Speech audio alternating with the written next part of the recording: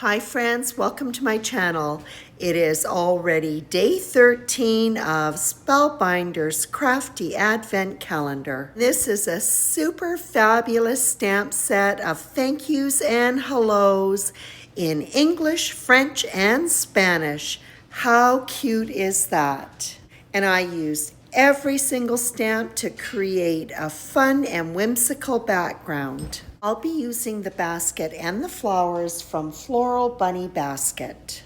Both the basket and the handle have been cut from cream cardstock, and now I'm just arranging those stamps randomly in different directions onto the basket. Although a stamping platform is not necessary to do this, it certainly makes it quicker.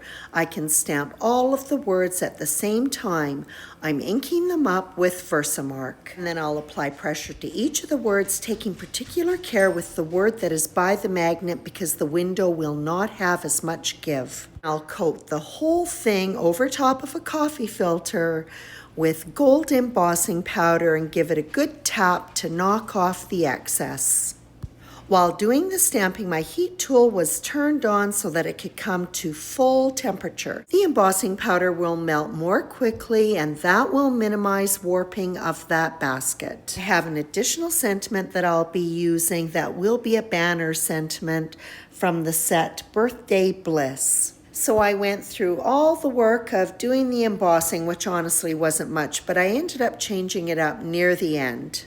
Both the basket and the handle were die cut from white sheet foam. The cardstock handle is adhered to the foam die cut. The basket will be adhered on top, sandwiching it between the two. But before it goes on, I'll first add a bit of adhesive to the bottom of each side of the handle. I don't want the handle just sitting above the panel, so I am going to add a foam die cut to this as well.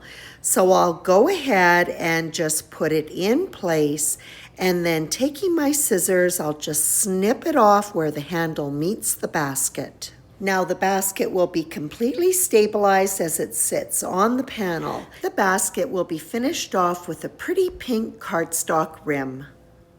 I've already used the bee a few times from day 6, and clearly I love it a lot.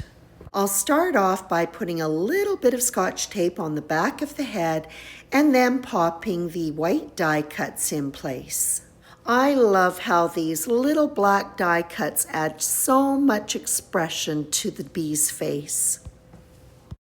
Next, the black striping is added to the yellow body. The head is popped onto the upper torso and then adhered to the lower portion. Although the head is black and the antennae are black, I'm still going to layer those pieces on. It adds just a little bit of dimension. And then finally the wings out of soft blue cardstock.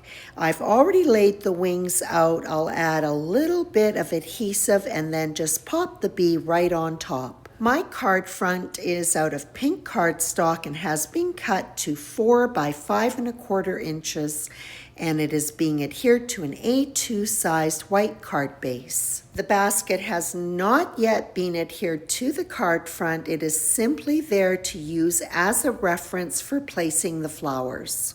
Because I want the stems to be the right height, I'm actually going to lay out the flower heads and adhere them to the stems in situ. The 2 tulips that are sitting on top of the handle of the basket are also being adhered to that as well. The stems and the leaves were cut from mint cardstock, 2 of the tulips from a deep coral cardstock, and the 3rd one from pink. The Floral Bunny Basket die set, as the name suggests, actually comes with this adorable bunny. This was one of the large dies of the month a few months back, and I just adore it. So now that I have the basic flowers arranged, I'll flip the basket over and adhere the bottom of the stems to the foam backing. And the 2 outside flowers had already been tacked to the handle of the basket, and I only needed to reposition the one that was in the center. 2 flowers that are adhered to the handle of the basket will have some dimension, so I'm also going to add a foam square to the back of the middle one. So now I can go ahead and add in my leaves, tucking them in and around the flowers. The die set comes with 3 different styles of leaves, and they're just placed randomly, making sure that the height is varied. Now to put the basket on the card front. Adhesive is placed on the basket. I'm also applying it to the leaves, but not taking it right up to the tip. And then finally, I'll remove that backing paper off the foam square on the back of one of the tulips and finish off with adhesive on the handle. Foam squares have been added to the back of the bee, and it will be adhered in amongst the flowers at an angle. Next, I'm going to pop on the banner sentiment. I'll add some small foam squares to the back of this. It'll be stretched out across the bee's arms. So this was the point when I decided I wanted to differentiate this sentiment from the other sentiments that were used as a background on the basket. So I've stamped it in black ink. I'll die cut it with the banner die and then just adhere it right on top of the other one.